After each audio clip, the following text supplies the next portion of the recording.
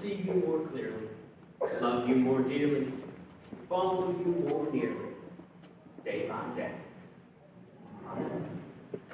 Please be seated.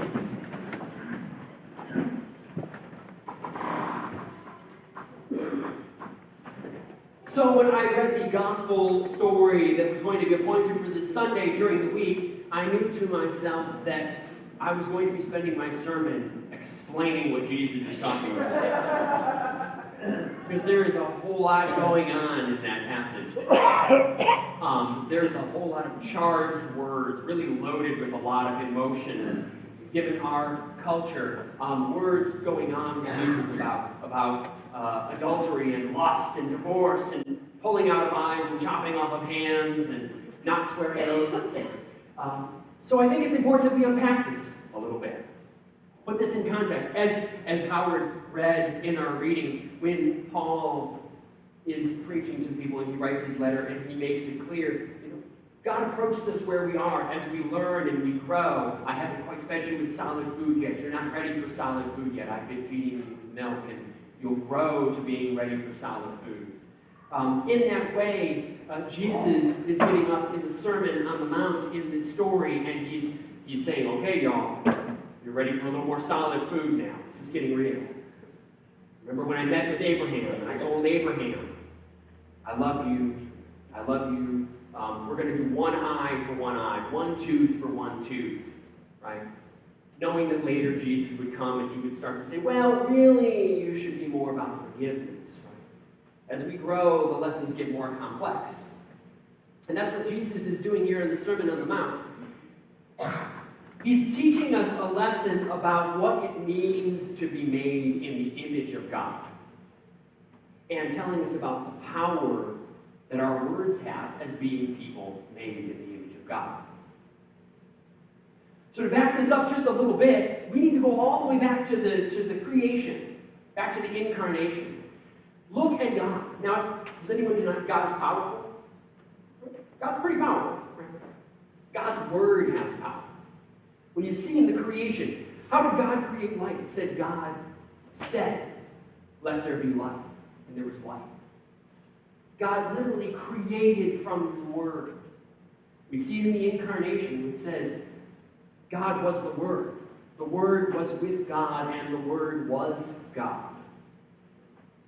We think about the power in creation when God says to Abraham, you will be my people. I will name you Abraham. And your people will be more numerous than the stars in the sky. And by saying it, it was so. God's words have power. But Jesus wants us to understand we're made in the image of God. And what does it mean to be made in the image of God? Does it mean God's nearsighted and has occasional bouts of shingles? No. Right? No, it means if our words have power. Perhaps there's no way in which we are made more like the image of God, in that just like God, our words have the power to create, and the power to destroy, the power to do good, and the power to harm.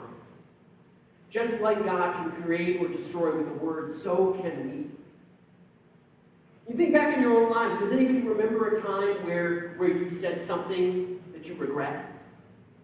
Something that was really hurtful, that just, even though it's long past, it still dwells with you today. Right? Maybe you changed a relationship forever and you can't change it back. Right? Those words have power. Think about a time in your life that somebody said something to you that just touched your heart. Right? You remember something that somebody shared with you, and it's still with you to this day. Right? Those words have power. So Jesus wants us to understand that when he's getting up and he's explaining to us that power. And he tells us to be careful when we are as children of God engaged in using harmful words against another creature of God, against another child of God.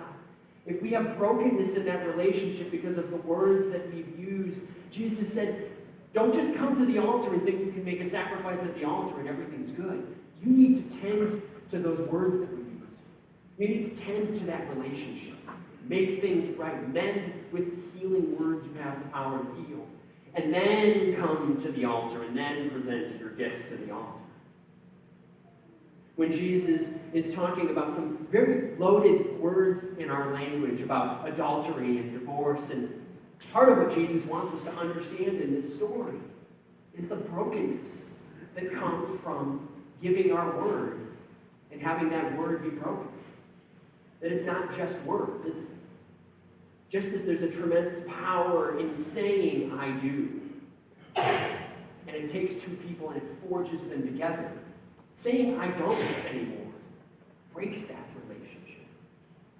And we know in the church, we are well aware that divorce happens for all sorts of reasons. Sometimes it's things within our control. Sometimes it's things out of our control. Sometimes it's something we didn't want. Maybe we didn't want that divorce, but it's something that was done to us. Maybe it's something that maybe there was one time of hurt and pain that initiated, but maybe it wasn't that. Maybe it was just a lot of little things over time, little hurts. Maybe it was something where a marriage may have ended a long time ago, and divorce was just recognizing that relationship had already been broken for a long time. We know it's complex, and it's emotion-filled, and that's why we as a church recognize that a lot of healing needs to be done when there's brokenness of that kind in the world, because our words matter.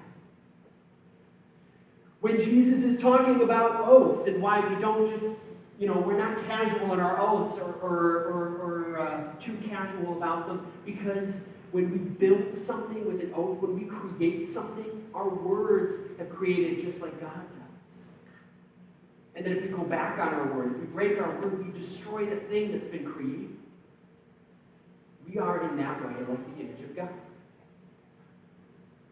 And I know I hear a lot of people, we've all heard the phrase, sticks and stones may break my bones, but words will never hurt me, right? That's not true, is it? No. Our words can hurt. And we've been hurt by words. And so part of what Jesus wants us to understand in that story is that amazing power we have, and to not be too casual or idle in how we use it. My hope is that we hear this lesson and maybe hear it with fresh eyes, given this context of thinking about ourselves as being made in the image of God. My hope is that we're careful when we go into our relationships with one another out into the world, when we go out and we engage in relationship with other people made in the image of God. We remember that. Not just for the people we like. I don't know about you, it's easy for me to see the people I like being made in the image of God. It's a little harder to see the people that I don't like that much as being made in the image of God. The people that I find distasteful or objectionable. They're in the image of God too. And when we use our words, we have that power like God to create or to destroy, to mend a relationship or to harm a relationship.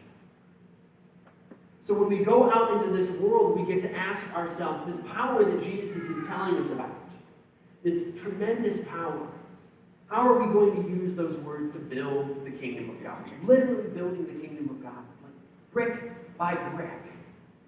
And when we build that kingdom of God, we can use our words to tear it down or to build it up, to mend it when it needs some mending, to grow it a little bit more if the spires need to go a little bit higher, to broaden it. We can use our words in the kingdom to open the doors and invite more people into that building that we have made, or to close it off.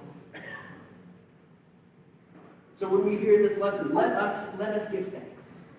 Let us give thanks for Jesus heightening our awareness to this amazing power that we have. That's an amazing power in our words that comes from being made in the image of God. So let us give thanks to our God for making us in that image. Thanks be to God. Amen.